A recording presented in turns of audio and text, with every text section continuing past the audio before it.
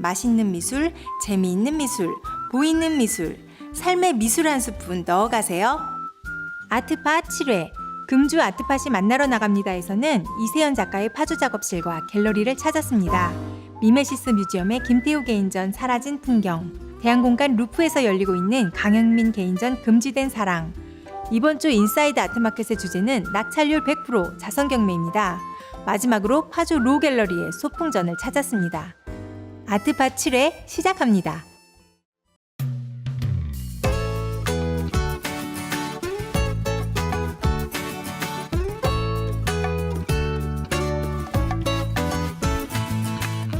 오늘 저희 반가운 손님 맞죠? 네, 전에 반갑습니다. 한번 못 들어갈 뻔한 적 있어가지고. 아, 그래요? 네, 이렇게 초대해 주셔서 감사합니다. 네, 맞습니다.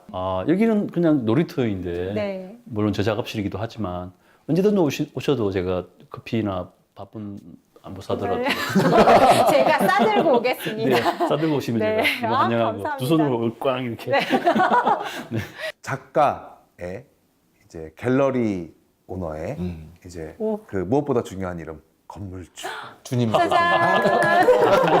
쑥스럽습니다. 다 빚입니다. 빚도 자산이라고. 네. 그건 옛날 말이고 빚은 네. 빚입니다. 산은 산이요, 물은 물이요, 빚은 빚이다.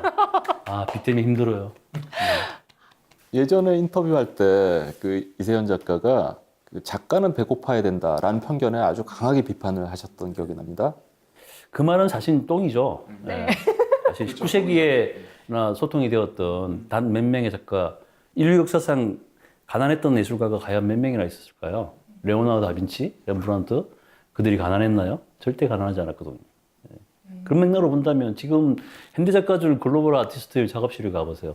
본인들이 하고 싶은 그 작업들이 얼마나 스케일이 크고 다양한데 작가가 가난해야 이렇게 예술에 온다는 말은 이상하게 한국에만 유독 많이 이렇게 작가에게 강요하는 어쩌면 억압 구조로서 작용하고 있는 그런 내용인 것 같아요, 사실.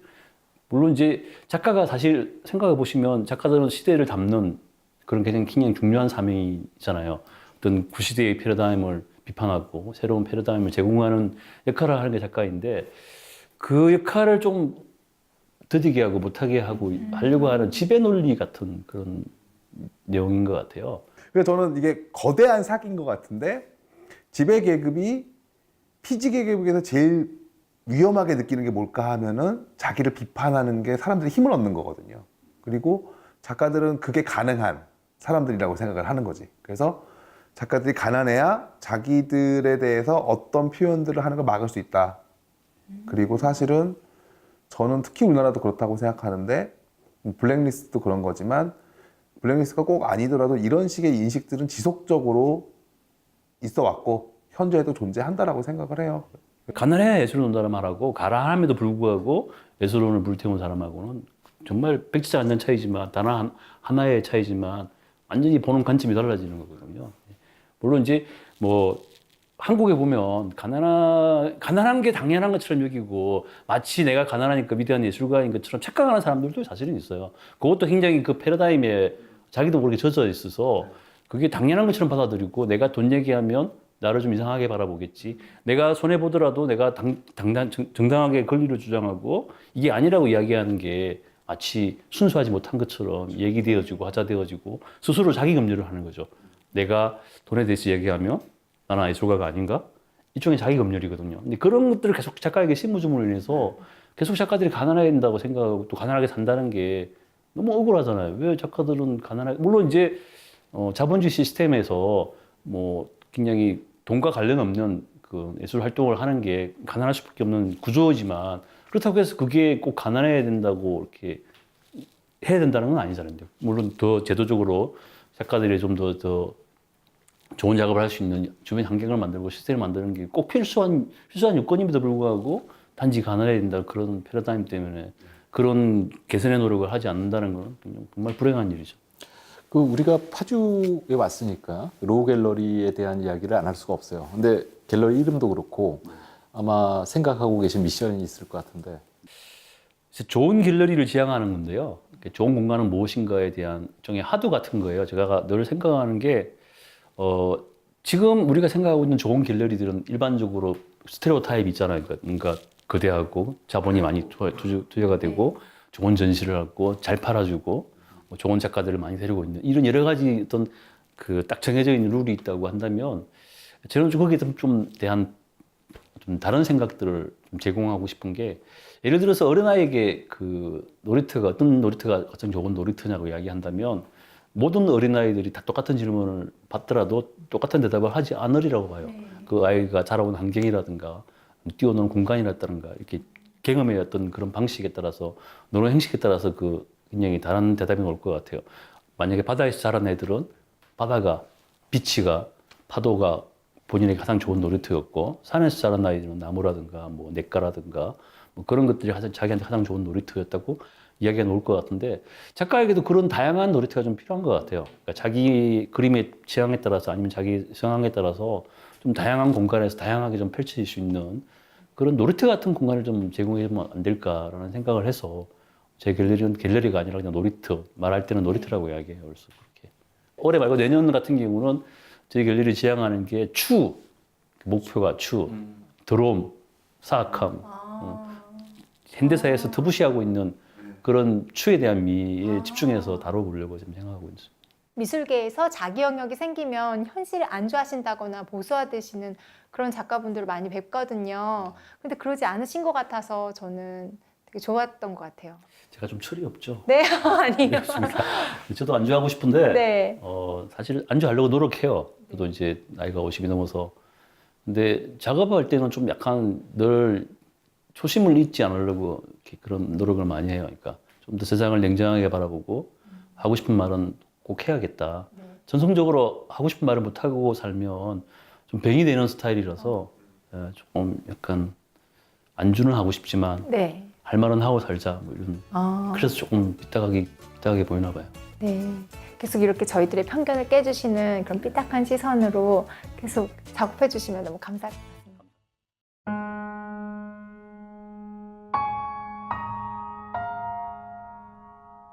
저희 작업을 관통하는 주제를 굳이 몇 개의 단어로 얘기하라고 하면 모호함과 불확실성이라고 얘기할 수 있겠습니다.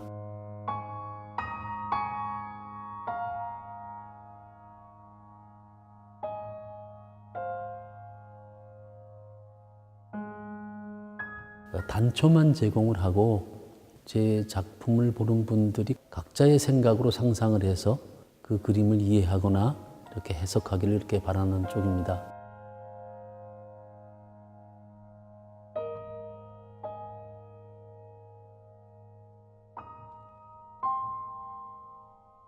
제 이 회화는 대개 저 속에 여러 가지의 풍경이 들어있기도 하고요. 실제는 보이는 풍경뿐만 아니라 보이지 않는 풍경, 예컨대 바람이라든가 안개, 뭐 그런 비물질적인 그런 풍경들도 함께 내재되어 있다고 보시면 됩니다. 저게 보기에는 단순하게 이렇게 한 색으로 보이지만 그 안에는 실제 어떤 글자가 들어가 있기도 하고 풍경이 들어가 있기도 하고 또는 사람의 얼굴을 그려놓기도 하고요. 많게는 뭐 100여 회 이상을 덮어서 결국은 풍경이 없어져 사라진 풍경이 되는 그런 건데요.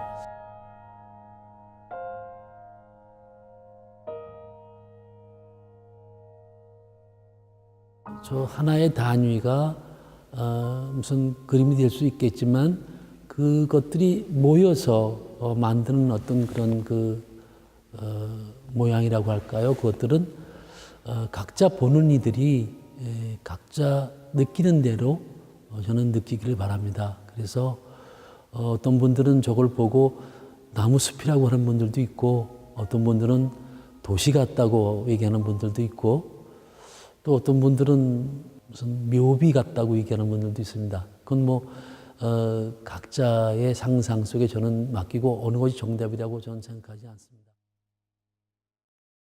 지난번 주제가 대화였잖아요. 네. 근데 이 전시는 혼자서 가야 되는 전시인 것 같아요. 만약에 누구랑 같이 가더라도 전시장 내에서는 서로 신경 안 쓰고 작품을 혼자서 보는 게 훨씬 더 맞는 전시인 것 같고요.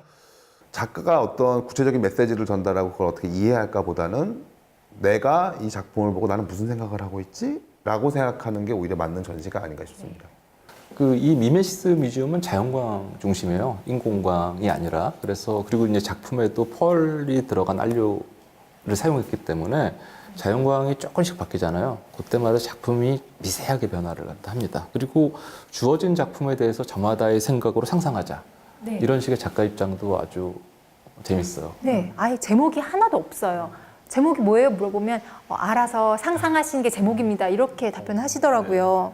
저는 그 중에서 맨 위층이 제일 마음에 들었어요. 물로 채워진 공간. 네, 거기 올라가면 뚝뚝하고 물소리가 들리는데 거기 분명히 네모난 생면들로만 이루어진 공간인데도 여기가 고요한 산사의 그런 평화로움이 느껴지는 그런 작품이더라고요. 그리고 저는 여기서 마음껏 상상하라고 하셔가지고 마음껏 상상의 나라를 펼쳤는데요. 왜 헨델과 그레텔이 빵 조각을 따라다니듯이 작품을 이렇게 하나하나 찾아서 따라다니다 보면 2층에 쫙 펼쳐진 그런 생명 공간이 나와요. 그런 풍경 속에서 이 풍경을 뭐라고 상상하시든지 마음대로 하세요라고 했을 때 누구는 도시라고도 상상하고 누구는 무덤 같다고도 상상했다고 하더라고요. 근데 저는 그걸 보면서 사람들 같다는 상상을 했어요. 왜 생면이 그 속에 이미지가 하나 있고 점차 지워지는 그렇게 돼서 완성된 생면이잖아요. 그러니까 가슴 속에 하나씩 스토리나 이미지를 가지고 있는 그런 그림들이라는 의미에서 되게 사람들 같다는 상상을 했어요.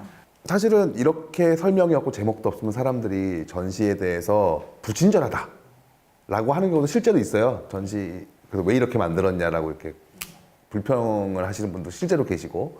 근데 저는 그런 불편함을 넘어서 직접 현장에 가서 작품을 보는 것, 그리고 사실 현장에서 볼 수 있는 건 사실 눈으로만 보는 게 아니라 거기 냄새도 맡을 수 있고 소리도 들리고 심지어는 공기의 맛도 다를 수 있어요. 그런 것들이 사실 작가들이 대부분 그런 것까지 고려를 하죠.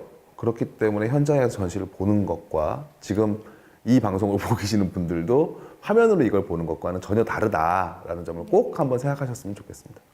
한마디 부연하자면 먹방도 비슷한 것 같아요. 먹방 보고선 배부르다 잘 먹었다 하는 사람 없죠.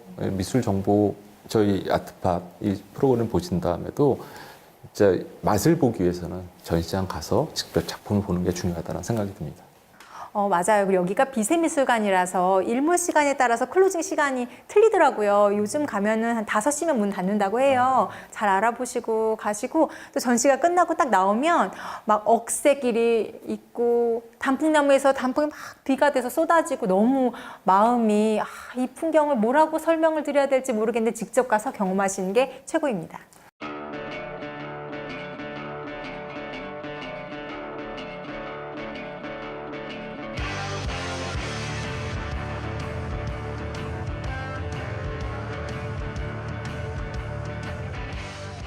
금지된 사랑이 혹시 가벼운 사랑 아닐까 이런 생각이 드네요.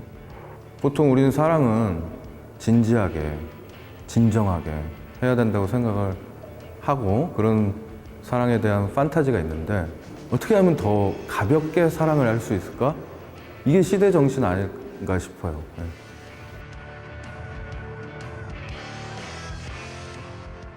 팝아트는 가장 민주적인 예술 장르라고 할까? 그래서 제가 좋아해요, 팝아트를. 지금은 팝송 말고 없다고 봐도 과언이 아니죠, 음악이. 마찬가지로 팝아트도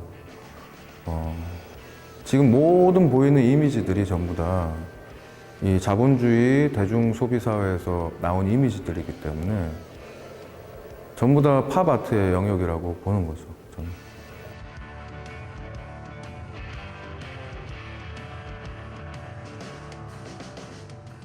그 투어에 슬로건을 만들었는데 우리는 박정희를 관광한다 가 슬로건이었어요. 박정희는 관광의 대상이 아니에요.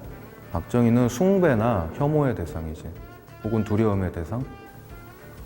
그 대상에서 해방시켜주자는 얘기죠.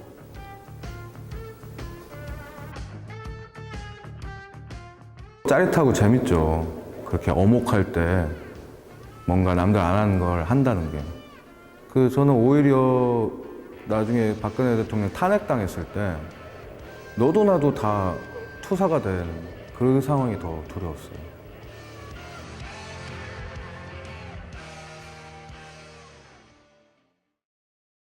인터뷰를 쭉 진행을 하다 보면 사실 인터뷰가 쉽지는 않은데 이런 생각이 들었어요. 인터뷰어가 솔직하게 질문을 해야지 인터뷰에도 속내를 털어놓는다라는 생각이 들었습니다. 마지막 질문, 네. 아까 영상으로 보신 마지막 질문을 하고 저는 이 인터뷰 정말 잘 됐다라고 생각이 됐어요. 성공이다. 네, 자화자찬입니다. 지난 정권에서 이런 작업을 하면서 두렵진 않았나. 제가 만약에 작가였다면 무지하게 쫄았을 것 같아요. 저도요. 그 당신은 두렵지 않고 재밌었다. 하지만 탄핵 이후 너도 나도 투사가 되는 상황이 더 두렵다.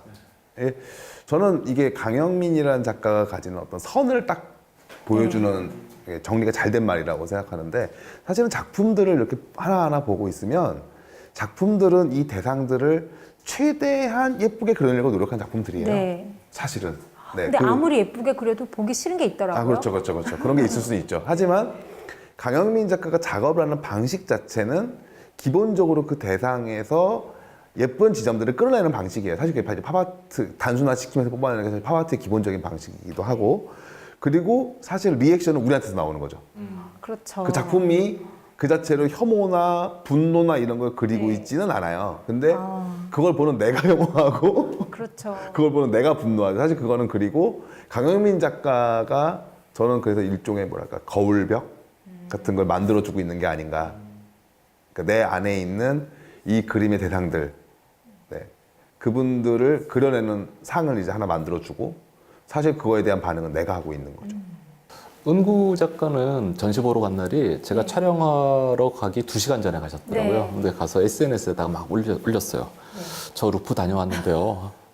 이거 아주 금지된 작품? 네. 우리 할 얘기 많겠어요. 할 얘기 많으시죠? 저는 너무 말을 못 뽑아내겠더라고요. 근데 정말 가서 아무도 뭐라고 말 못할 것 같은데 봐서 하고 침통한 기분으로 다들 나오실 것 같아요. 저는 이전 씨가 이 정치적 이슈에 대해서, 특히 지금 지난 1년간의 이 아주 혼란스럽고 복잡했던 상황들에 대해서, 또는 더 멀게는 그 이전의 수십 년에 대해서 내가 속으로 어떻게 생각하고 있었지? 내가 어떤 감정을 갖고 있었지를 확인할 수 있는 계기가 될 수도 있다고 생각해요. 그러니까 이 전시는 진짜로 거울처럼 강영민 작가의 의도를 비추는 것보다 내 의도를 비추는 거고, 강영민 작가의 의도는 그거를 네가 여기 전시에 와서 이걸 보고 잘 가져가기를 해서 딱 멈춰 있는 것 같아요. 그 거울이 삐딱할 수도 있고, 네. 거울은 똑바른데 우리가 바라보는 시선이 삐딱할 수도 있고. 저는 둘 다 삐딱하지 않을까 생각해요. 누가 떠오르는 말투죠. 제가 해봐서 아는데, 진짜 해봐서 알아요. 미술품 경매 이거 아주 힘든 일이에요. 그 스트레스 압박이 장난이 아니에요. 낙찰입니다. 한 번만. 그러니까 일반적으로 경매사 있다 그러면 다 경매사인 줄 아는데 다른 스태프들 엄청 많습니다. 네. 미술에 대해서는 우아하고 고상할 거라는 그런 편견이 있잖아요. 그리고 수익도 올려야 되고 낙찰률도 신경 써야 되고 되게 직원들이 고생 많이 하시는 것 같긴 해요. 이렇게 이해를 해주시네요. 그래서 수익률은 어떻게 보면 그 경매회사의 존재 이유고요. 낙찰률은 얼굴 같은 거예요. 그래서 보통 제 생각에 70에서 80% 되면 굉장히 잘 된 경매인데, 근데 아마 경영진의 입장은 좀 다를 것 같아요. 그런데 매번 100% 낙찰되는 경매가 있어요. 오. 예. 이번 주 인사이드 아트마켓에서는 K옥션 손희천 경매사님에게 100% 낙찰되는 자선 경매 이야기를 들어보도록 하겠습니다.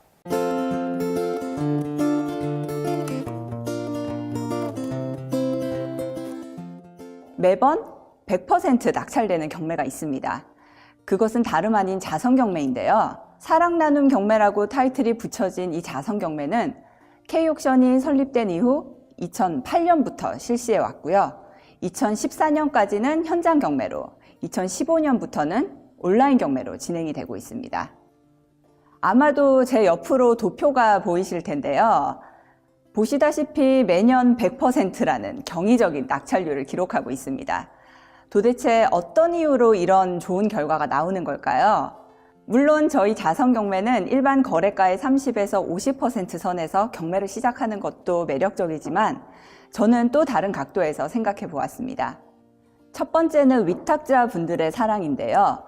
저희 자선 경매에는 컬렉터, 갤러리, 미술가의 관계자뿐 아니라 기업에서도 경매에 동참하고 있고요.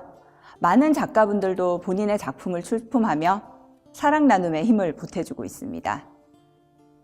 두 번째는 응찰자들의 관심인데요. 최근 미술품 경매의 저변 확대가 적극적으로 이루어지고 있기는 하지만 아직까지 경매에 참여하는 분들의 수가 많지는 않습니다. 그런데 이 자선 경매에는 평소 미술품 경매에서 뵙기 힘들 분들도 많이 응찰을 하고 계십니다. 경매 낙찰금이 뜻깊게 사용되는 데 공감해 주신 덕분이죠. 올해 초 열렸던 사랑 나눔 경매 결과도 당연히 낙찰률 100%, 4억 6천만 원의 낙찰 총액을 달성했습니다. 그래서 약 2억 3천만 원의 기부금도 조성이 되었고요. 이렇게 조성된 기부금은 한국 메세나 협회와 함께 저소득층 문화예술 교육 확대를 도모하는 K옥션 주니어 아티스트, 그리고 아트 챌린저, 그리고 K옥션의 전문성을 살린 다양한 문화예술 활동을 위해 사용이 되고 있습니다. 내년 1월에 예정되어 있는 제11회 사랑 나눔 경매에도 여러분의 뜨거운 관심과 사랑, 그리고 참여를 부탁드립니다.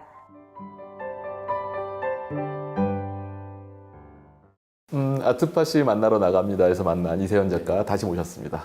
이번 전시 제목이 소풍인데 그 천상병 시인의 귀천 이란 시에서 모티브를 얻으신 것 같아요. 소풍이란 말은 천상병 시인의 귀천이라는 시에 나오는 내용인데 이 세상을 소풍으로 비유했던 시 구절이 있어요. 근데 그게 어떻게 보면 천상병 시인이 세상을 바라보는 가장 극명한 태도, 삶에 대한 태도이잖아요.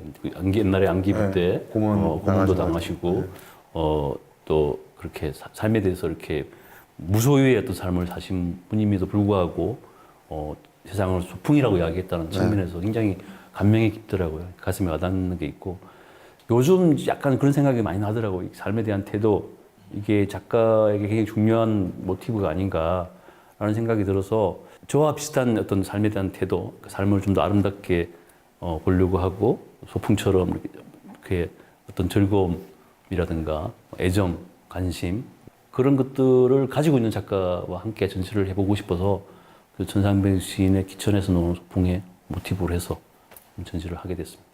최우철 작가 작품은 제가 그동안 인쇄물로만 통해서 많이 봤었는데 원화를 본 건 처음인 것 같아요. 최우철 작가에 대해서 궁금해요. 삶에 대해서 디테일하게 관찰하고 그 안에 쏙쏙이 숨어 있는 그 서민들의 아주 다양한 그 모습들, 리얼리티한 모습들, 진실된 모습들을 굉장히 잘 표현하고 있는 한국의 드문 작가 중에 한 명이죠. 예. 이상권 작가님은 어떠세요? 그러니까 최우철 작가는 다양하게 여러 가지 장면을 보여준다면 이상권 작가는 좀 더 삶의 애환이라든가 서민들의 모습에 좀 슬픔이라든가 고독 그리고 희망 이런 것들을 조금 더 집중해서 보여주고 있는 작가인 것 같아요. 그러면 이세연이 보는 이세연 작가는? 제 작품은 글쎄 조금 아직 부족한 게 많죠. 갑자기 겸손 모드가? 갑자기 방송을 못 할 것 같아. 부족한 게 왜 많지만 이러세요? 다시 가죠 이거. 예, 부족한 게 많지만 그래도 제가 굉장히 비판적이고 삐딱한 작가로 많이 알려져 있죠. 그러니까 약간 어떤 후배 작가들은 저보고 빨갱이냐 할 정도로 좀 그런 얘기를 많이 듣고 하지만 자세히 보시면 제 작업에도 약간 촌놈의 감성, 그러니까 제가 시골에서 자랐기 때문에 그 자연에 대한 따뜻한 감정이라든가 그리고 엄마에 대한 기억, 그런 삶에 대한 어떤 정서적인 측면에서는 이 작가들하고 별 차이가 없는 그런 부분이 좀 있는 것 같아요. 이세연, 이상권, 최우철 3명 작가가 참여한 소풍전을 마무리 영상으로 보시면서 아트팟 7회를 마무리하려고 하는데 멘트 부탁드리겠습니다. 다음에는 같이 한잔해요. 감사합니다. 안녕. 안녕. 안녕히 계세요.